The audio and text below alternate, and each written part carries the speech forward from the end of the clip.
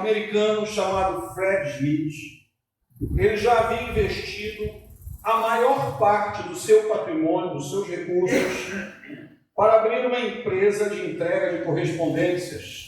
E essa empresa se chamava, na época, Federal Express, ou, mais tarde, FedEx. Uma empresa de grande porte, uma empresa que tem aviões hoje, que tem caminhões, carros menores, uma empresa muito grande.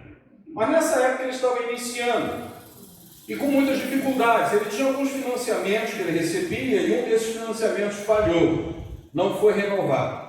Ele tinha que pagar $24 mil numa determinada semana para custear o combustível de aeronaves e ele não tinha esse dinheiro. O que a empresa que financiaria isso negou o financiamento. Então, o problema é que ele só tinha $5 mil na conta e precisava pagar 24 mil. No dia do pagamento, um dos executivos da companhia notou que a conta do banco deles tinha $32 mil. Ele então perguntou ao Fred o que tinha acontecido, de onde que esse dinheiro tinha saído. E aí o Fred prontamente respondeu assim: bom, a reunião com a General Dynamics para pedir financiamento deu errado. E eu sabia que precisávamos de mais dinheiro do que tínhamos para hoje. Então, eu peguei um voo para Las Vegas e ganhei 27 mil.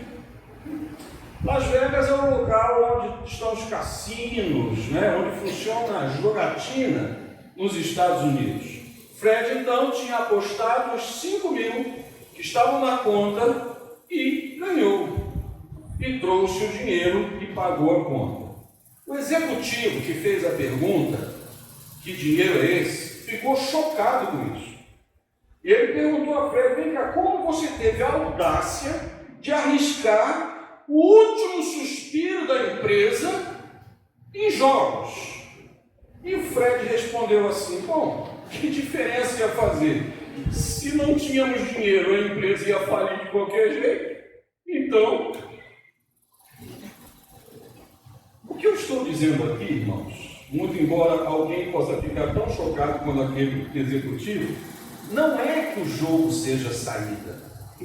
Aliás, se nós recorrermos ao jogo como solução, muito provavelmente enfrentaremos muito mais desastres do que sucessos. A ideia de contar esse caso verídico, esse caso real, isso foi extraído de uma comunicação de negócios. O objetivo meu aqui é mostrar a importância de tomar atitudes e o custo de ficar parado e não tomar nenhuma atitude no meio de uma crise. Por favor, não entenda que eu estou defendendo a ideia de jogar. Eu estou apenas dizendo que nós precisamos encontrar saídas. Em determinadas situações, se nós não agirmos, isso pode ser pior do que correr algum risco agindo. E é isso que eu quero começar a mostrar para vocês. Você já reparou a quantidade de pessoas que têm o hábito de responsabilizar outros por problemas e fracassos que eles enfrentam? Diante dos seus fracassos, muitos cristãos dizem que a culpa é do diabo, a culpa é do outro, a culpa é do governo, a culpa é do irmão, a culpa é da igreja, é do clima, é do tempo, é da pandemia. A pandemia se tornou o grande vilão da história. Agora tudo é culpa da pandemia. Eu não vou à igreja há 6 meses por causa da pandemia, mas também não entro em contato ali no Zoom. E será que é a pandemia mesmo? Na verdade, eu gostaria que você ouvisse uma coisa. Guarda isso nosso princípio de caminhada. Existe um poder enorme discretamente embutido por Deus nas ações humanas. Há um poder aí. O que eu quero dizer com ações humanas? Há uma diferença entre ações humanas e ações de homens. a diferença entre esses dois conceitos.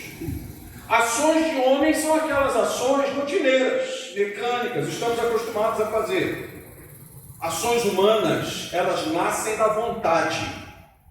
Elas nascem com a vontade humana e um pouco de conhecimento. E a vontade nos empurra para ações ousadas, que dão, muitas vezes, ótimos resultados. Às vezes não dão ótimos resultados, mas elas podem trazer grande experiência, grande conhecimento. Não se joga fora isso. Eu quero exemplificar a diferença de ações humanas e ações do homem para que você compreenda. Vamos lá. Ações do homem. Se você senta para comer, isso é uma ação do homem. O cachorro, no momento que você coloca a ração, ele também vai comer. O gato também vai comer, o peixe também vai comer, e você vai comer com faca, com garfo. Portanto, isso é diferente do cachorro que mete o bocão lá na ração. É uma ação do homem.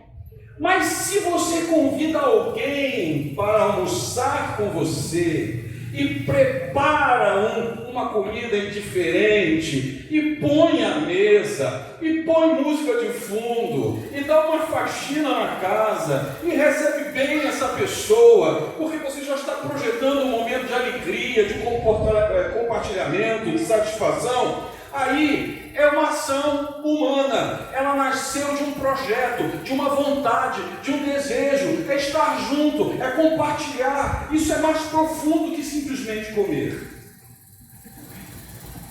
O ser humano, ele tem autoridade dada por Deus para gerar coisas a partir das ações humanas. Até aqui eu não estou falando da ação de Deus através do homem. Eu estou falando da ação do homem.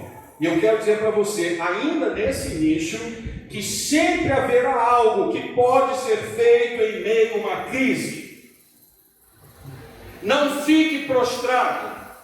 Não jogue a toalha.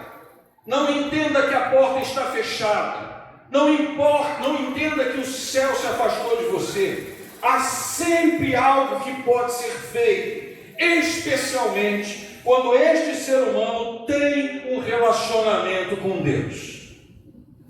Aí então, orientado por Deus, é certo que teremos vitórias e que as nossas lutas vão deixar ensino, amadurecimento, mas também vão revelar a graça e o amor de Deus. Não foi isso que aconteceu com a Reforma Protestante? Não foi isso que vimos na peça?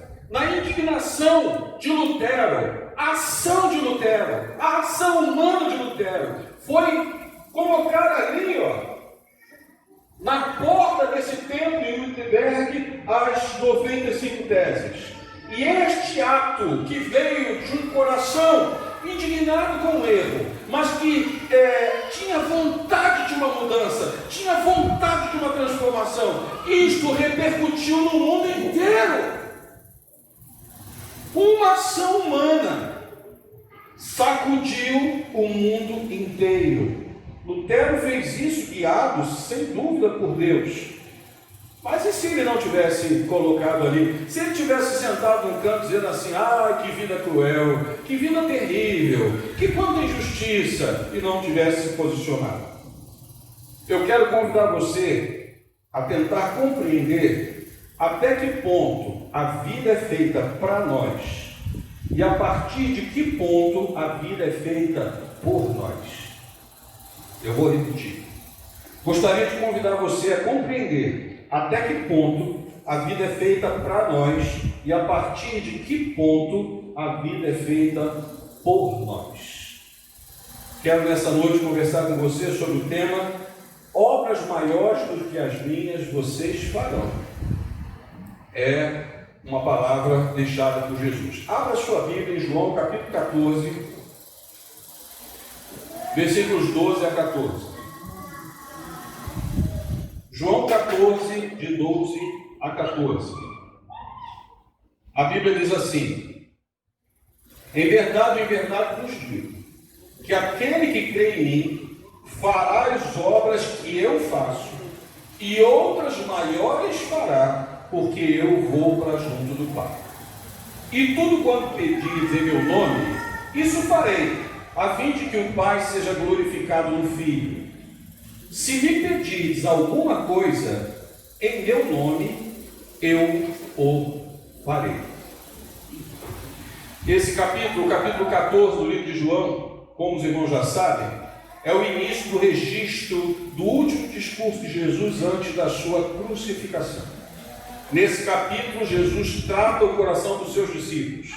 Ele cuida do coração dos seus discípulos e no seu discurso, na sua fala, ele dá estímulos específicos para que os discípulos possam suportar aquela hora difícil da crucificação, do julgamento, da dor, da crucificação. Jesus falou, por exemplo, nesse capítulo 14, Jesus falou a respeito das moradas na casa do Pai. Isso trouxe esperança aos seus corações. Jesus falou também sobre o seu retorno. Ele voltará. Jesus prometeu que as orações dos seus discípulos seriam respondidas. No capítulo 14 ainda, Jesus falou sobre a vinda do Espírito Santo e prometeu aos seus discípulos que haveria uma paz permanente em seus corações. Agora, na fala de Jesus, é no versículo 12, esse que acabamos de ler, que nós vamos ouvir uma afirmação que nos deixa perplexos. Em princípio, nós não compreendemos o que Jesus está dizendo. Jesus está dizendo assim: aquele que crê em mim fará as obras que eu faço.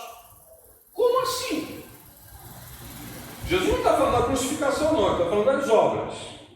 Aquele que crê em mim fará as obras que eu faço. E aí, não bastando esta perplexidade, ele continua dizendo: e outras maiores ainda fará. Como?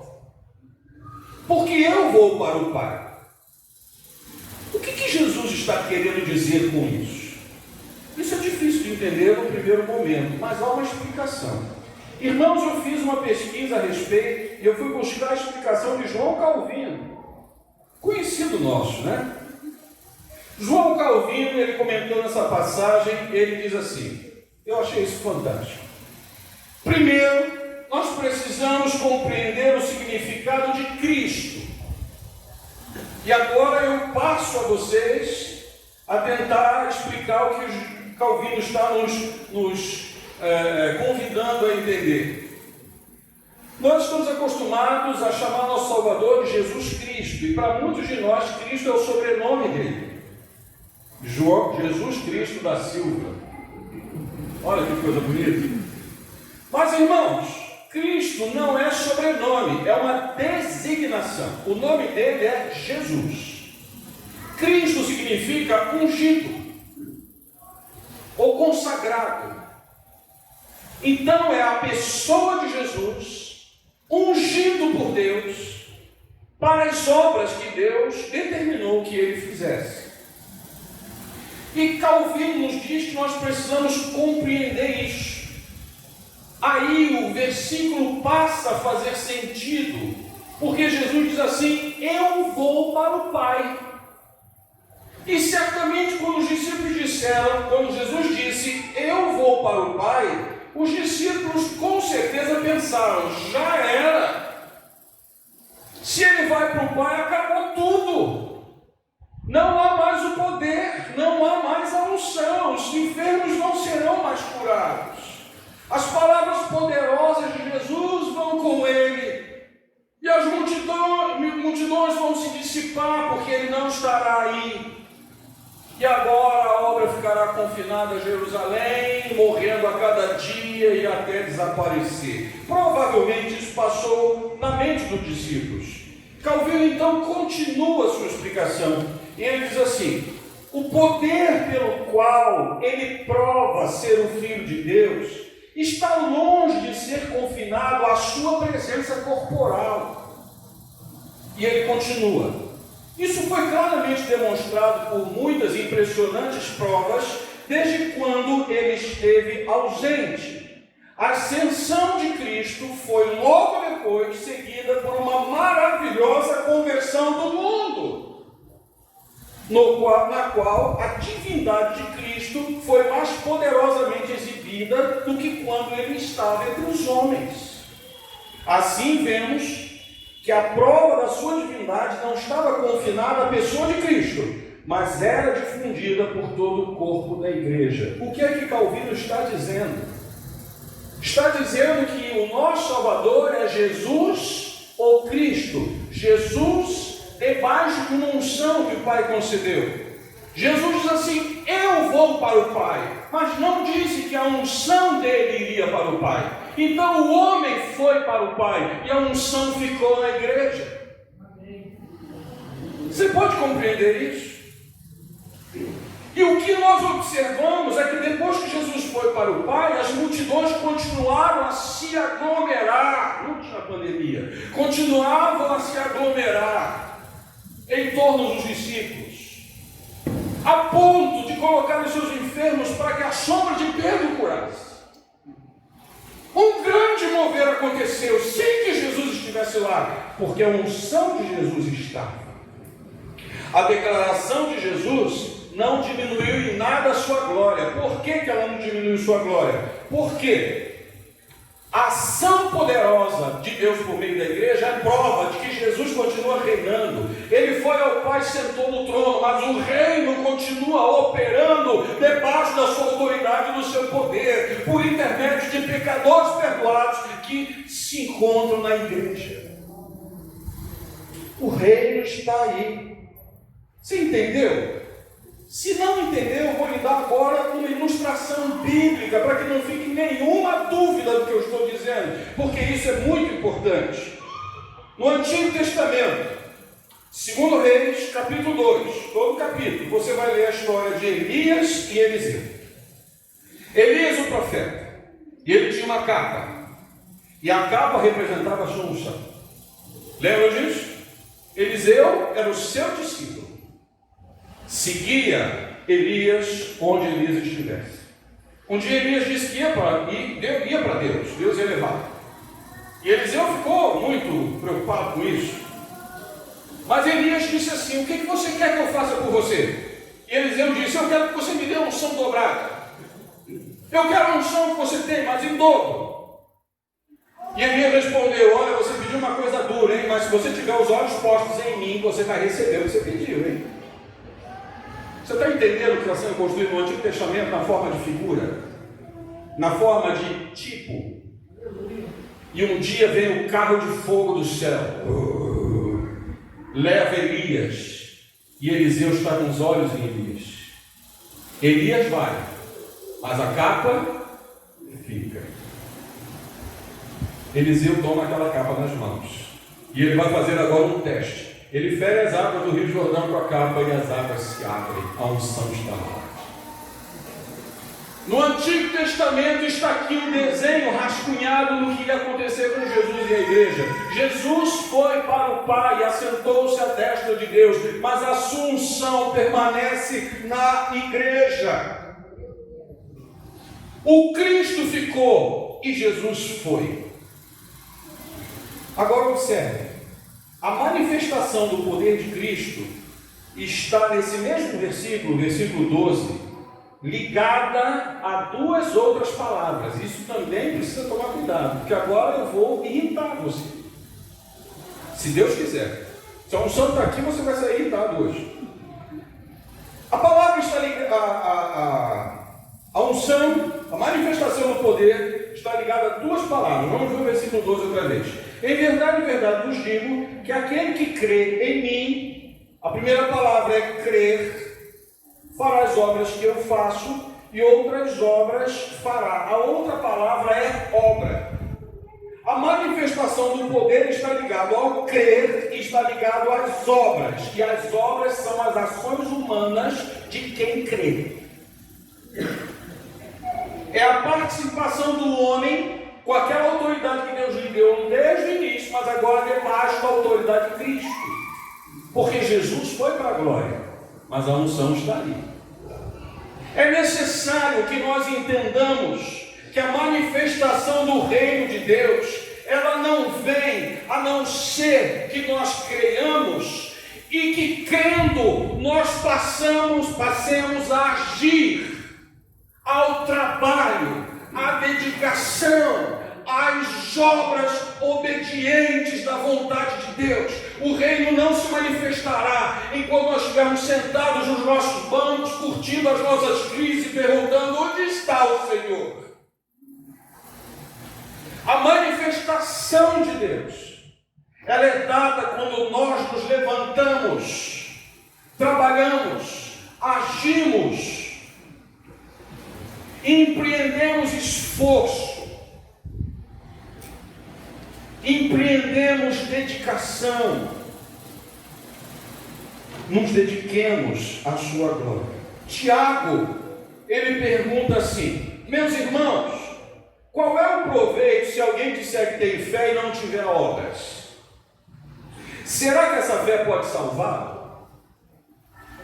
Essa declaração de Tiago deu muita confusão. Os teólogos antigos quase deixaram o livro de Tiago fora do cânon, porque pareceu no princípio que essa declaração de Tiago estava sendo contrária ao ensino de Paulo, que diz que a fé vem pelo ouvir a palavra de Deus, e que o justo será, o pecador será justificado pela fé. A justificação vem pela fé. E Tiago diz: escuta, qual é o proveito de você ter fé e não tem obras? Depois entenderam que Tiago não está dizendo que as obras salvam. Tiago não está dizendo que eu serei salvo pelas obras que eu realizo. O que Tiago está dizendo é que se eu creio, eu tenho obras. Se eu não tenho obras, é porque eu não creio. As nossas obras exibem a fé que temos. Então, o reino se manifesta a quem realiza obras para Deus, porque este é o que crê, e sem fé é impossível agradar a Deus. Vir à igreja para participar do culto é muito bom, mas há muito mais para fazer no reino. Existem almas perdidas, existem pessoas enfermas, existem gente quebrada, existem lares desmontando, existe agonia em vários corações, violência na terra, injustiça no governo. E nós somos igreja e temos a unção deixada por Cristo enquanto Ele voltou para o Pai. E o que é que nós estamos fazendo com isso? Muitos de nós estamos ainda na primeira parte daquela frase que eu usei no início, curtindo a vida que foi feita para nós. Mas eu preciso parar e pensar que em algum ponto eu preciso me envolver nisso. E eu preciso entender que a vida a partir desse ponto é feita por nós. Nós temos uma construção. E eu gostaria de convidar você para lembrar de algumas coisas aqui rapidamente. Primeiro, vamos lembrar da criação do mundo. Obras da criação. Em Gênesis 1, você vai ver no relato que ali a vida está sendo criada para nós. Você vê? Deus fez o céu e a terra. Depois Ele na terra fez a luz, os vegetais, os animais. E o homem não tinha sido criado. Então ali a obra consiste na criação da vida para nós. Deus não tem corpo físico. Ele trabalha com a sua palavra. Então Ele disse: haja, e tudo houve, tudo aconteceu. Em Gênesis capítulo 2, nós vamos ver o relato do homem sendo criado para a vida. Diferente de Deus, nós temos corpos físicos. Nossa obra, então, não consiste na liberação de uma palavra, mas sim no esforço, no trabalho, no planejamento, na dedicação, na disciplina. No capítulo 1, Deus criou a vida para nós. No capítulo 2, Deus criou-nos para a vida. E aí, quando Ele criou-nos para a vida em corpos físicos, Ele deu algumas orientações. E Ele mostrou que a obra que Ele fez no início, Ele fez para que nós agora andássemos nela. E aí Ele disse para o homem: você vai ser fecundo. Em outras palavras, você vai ter um monte de bebês. Aí, quantos bebês estão aí? Vai chegar, não tem bebês sendo fabricados até hoje. Vocês vão ter bebês. Vocês vão ter bebês, quer dizer que vocês vão ter que também trocar fralda, amamentar, levar para o médico, construir escolas, sistemas de educação e cuidar também dessa criança junto ao pediatra. Vocês vão ter bastante trabalho com isso. falando alguma coisa estranha para você ou é assim mesmo? E aí Deus diz assim, olha só, vocês vão encher a terra.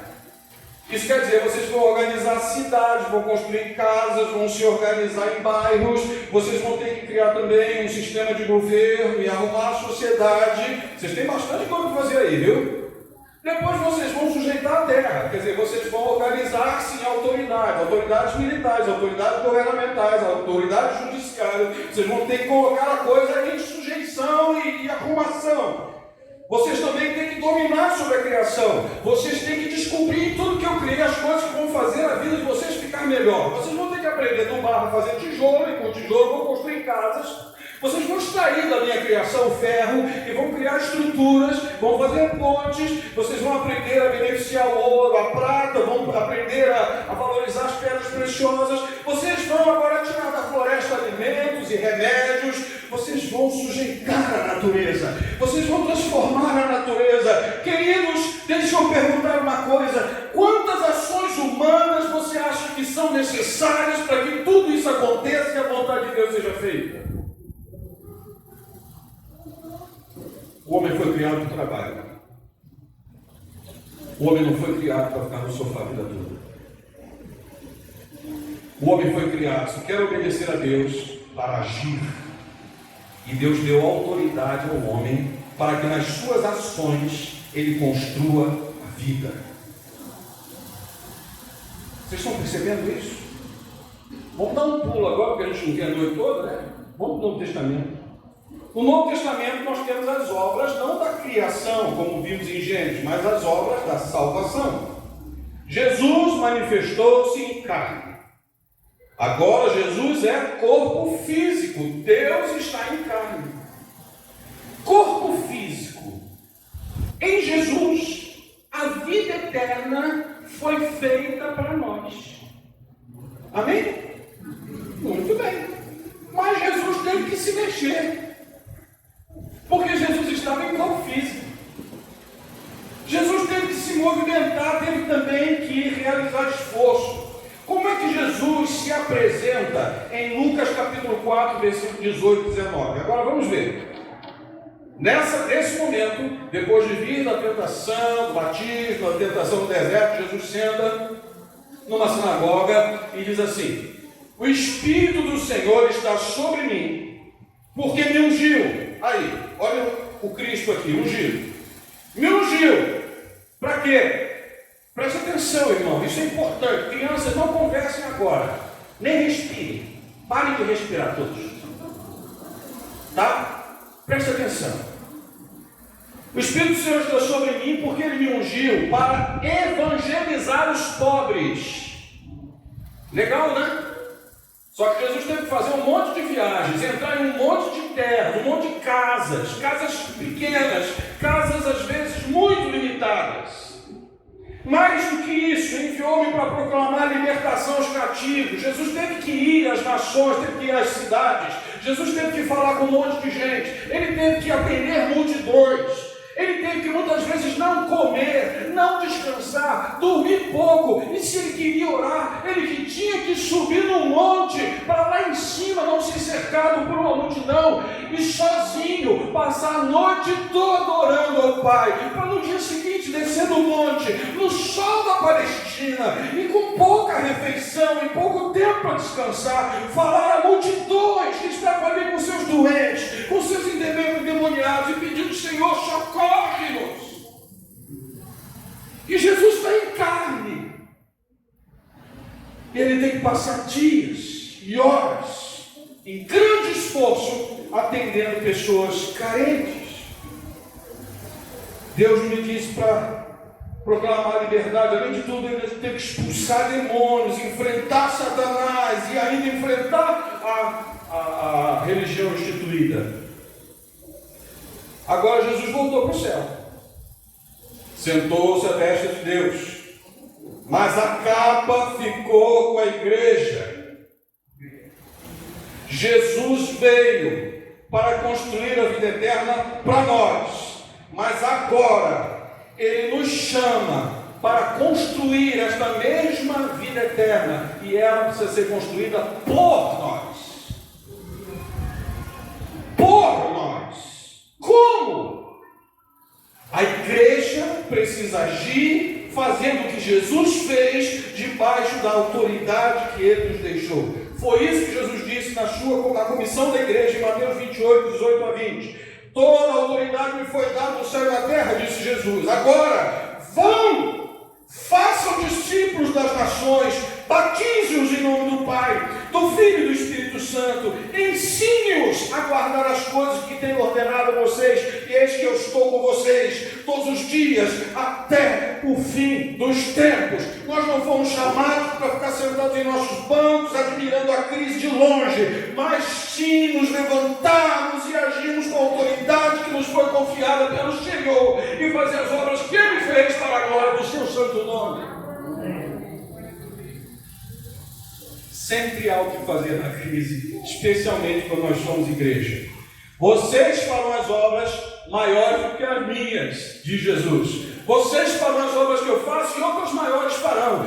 Mas, agora eu acrescento, vocês vão ter que se mexer.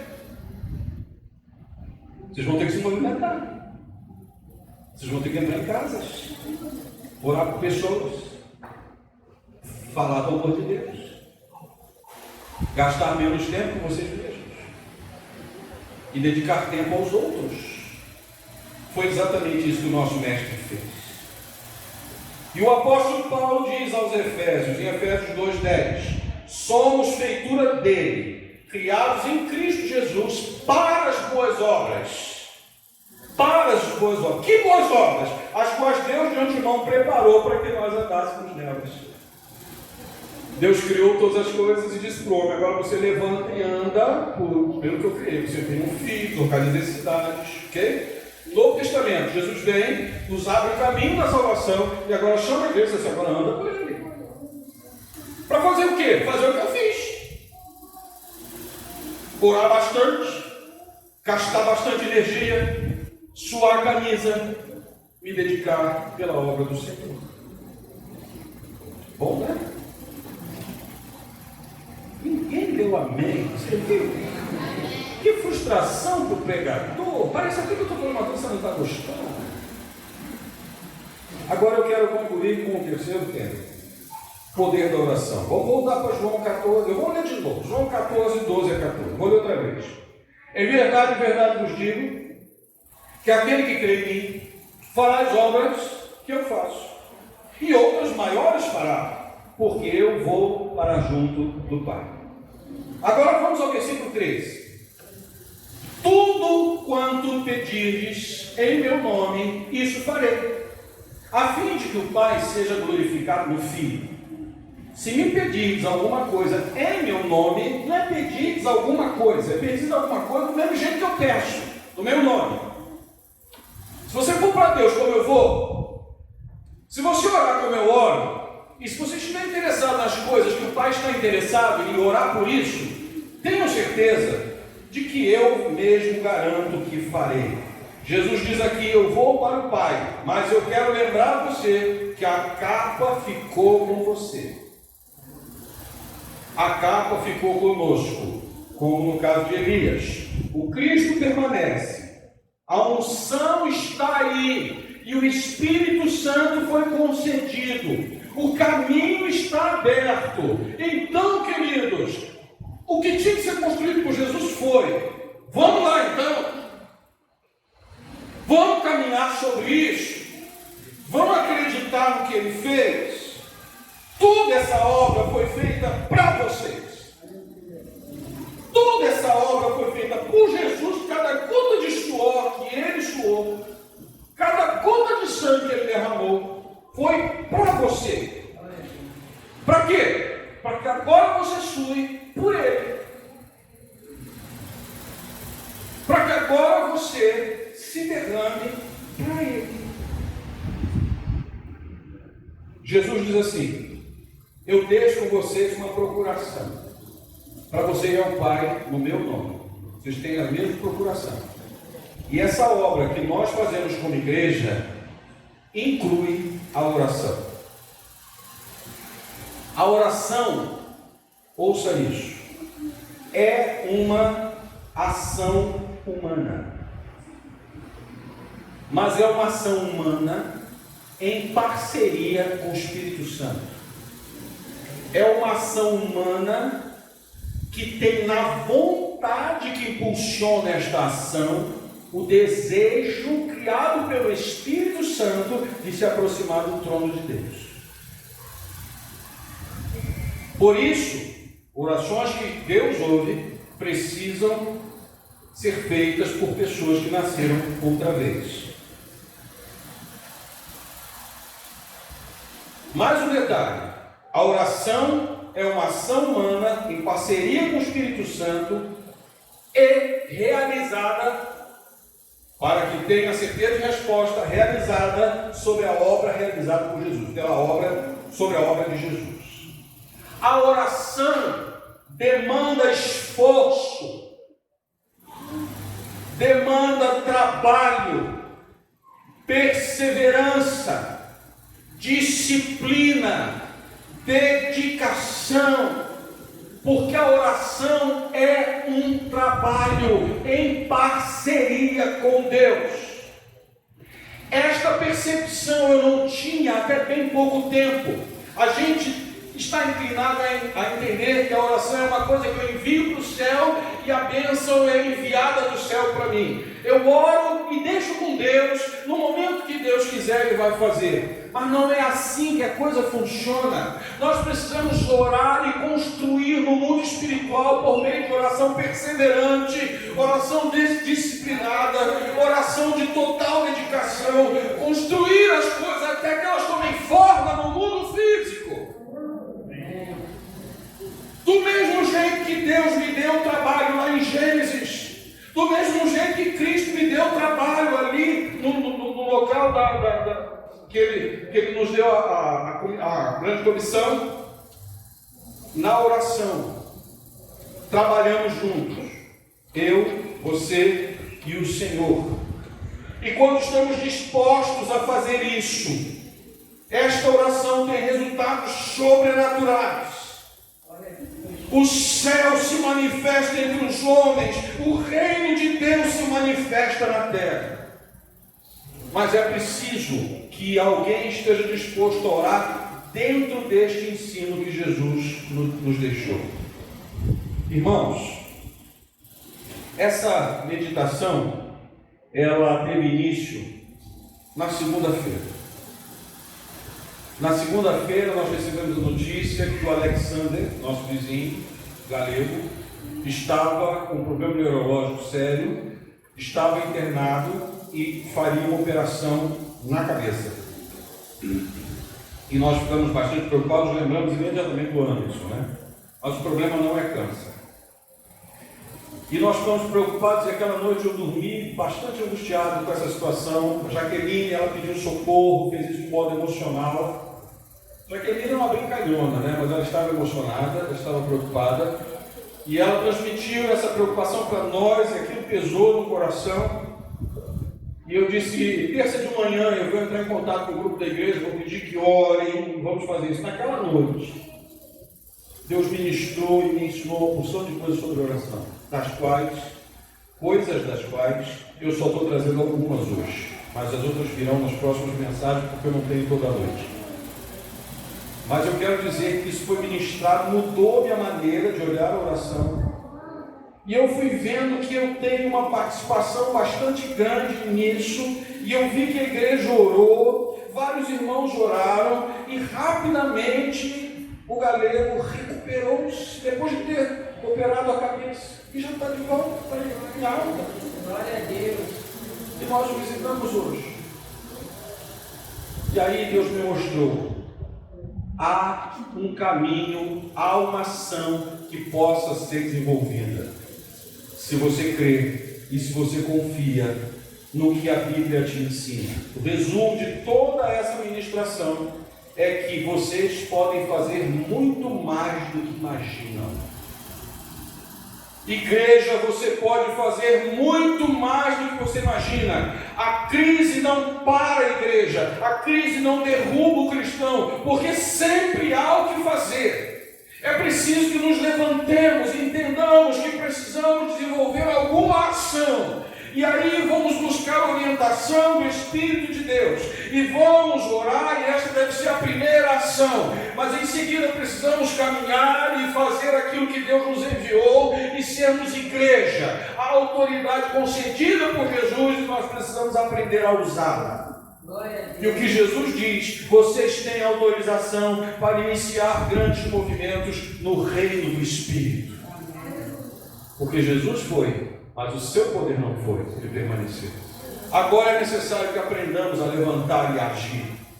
Então esta igreja fará grandes coisas nessa terra.